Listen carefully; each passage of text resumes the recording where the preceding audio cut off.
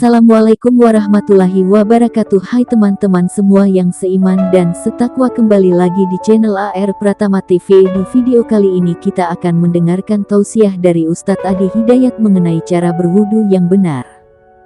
Sebelum masuk ke pembahasannya, ada baiknya yang belum sholat terlebih dahulu. Kalau sudah, jangan lupa tinggalkan like dan subscribe-nya ya, sebagai dukungan teman-teman untuk channel ini. Terima kasih. Jadi kalau sholatnya ingin sempurna dimulai dari wudhu. Yang pokok dalam wudhu itu ada 4, sisanya sunnah. Awas kalau yang 4 ini tidak sempurna maka batal wudhunya. 1. Faghsilu wujuhakum, basuh wajahnya. Kalau disebutkan wajah dalam bab wudhu, itu tidak ada yang lain kecuali bagian tampak muka, gitu ya.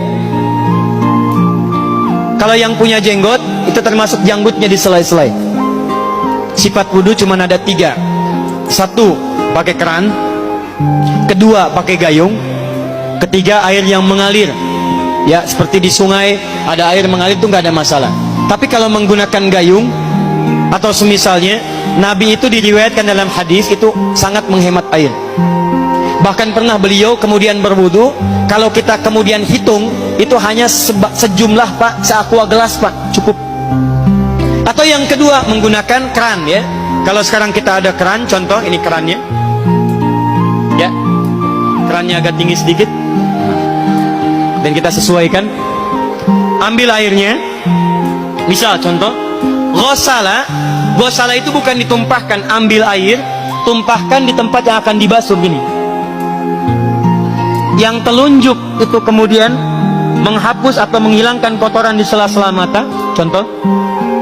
Yang jempol menghilangkan kotoran di sela-sela telinga bagian belakang di sini. Ya. Kalau misalnya saya mulai ambil airnya, kemudian saya tumpahkan di sini. Yang telunjuk membersihkan di jari-jari di sini, di sela-sela mata. Yang jempol kemudian membersihkan di sela-sela di bawah telinga sini. Kemudian di selesai. 1. Tahan sebentar ya, ini praktek dulu sebentar. 2. Wa aidiakum ilal marafiq, ini yang sering keliru. Dan tangan sampai siku. Jadi saat kita mengambil air wudhu, ambil airnya, tumpahkan dari sini ilal marafiq sampai ke siku, ke sini. Balikan lagi ke depan. Jadi bukan kerannya dibeginikan, sikunya dibeginikan, takut, bukan. Jadi bukan siku diteruskan ke bawah.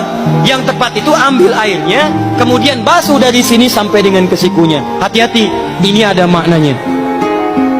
Dan jika benar di hadis Muslim, jika orang wudunya benar seperti ini, maka bersamaan dengan jatuhnya air wudhu itu, jatuh pula dosa-dosa dan kotoran yang melekat pada anggota tubuhnya. Tidak cukup dengan amin, nanti kita lihat dulu. Tangan selesai, pindah kemana? Bukan ke rambut, tapi kepala. Jadi dalam bab wudu yang diusap bukan rambutnya, kepalanya. Itulah keadilan Allah.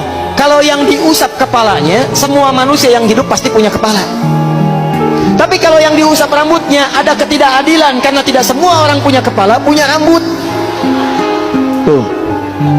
Nah sekarang lihat sini.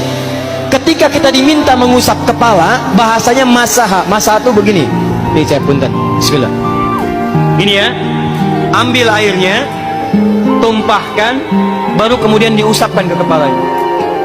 Paham ya? Kalau yang ghosala, ambil, tumpahkan di tempat yang akan dibasuh. Tapi kalau masaha, hati-hati. Ambil airnya, tumpahkan, baru diusap. Jadi bukan diambil air, tumpahkan di kepala begini. Yang dibasuh kepalanya bukan rambutnya.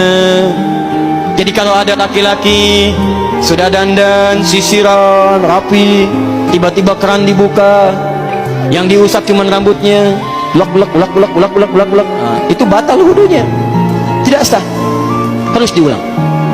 Terakhir kaki dibasuh sampai dengan bagian mata kakinya, dan ini tidak perlu saya terangkan karena mudah bagi kita untuk mempraktekannya. Tapi yang ingin saya jelaskan satu ini saja. Perhatikan baik-baik. Yang 4 ini wajib wudhu. Tambahannya sunnah. Niat dimasukkan dalam wajibnya. Lihat sini. Kumur-kumur sunnah. Telinga sunnah. Istinsyak sunnah. Yang 4 ini wajib. Tapi terlepas dari wajib dan sunnahnya, perhatikan baik-baik. kenapa ini disebut dengan wudu. Dan hebatnya Al-Quran mengistilahkannya dengan taharah. Taharah. Apa itu taharah?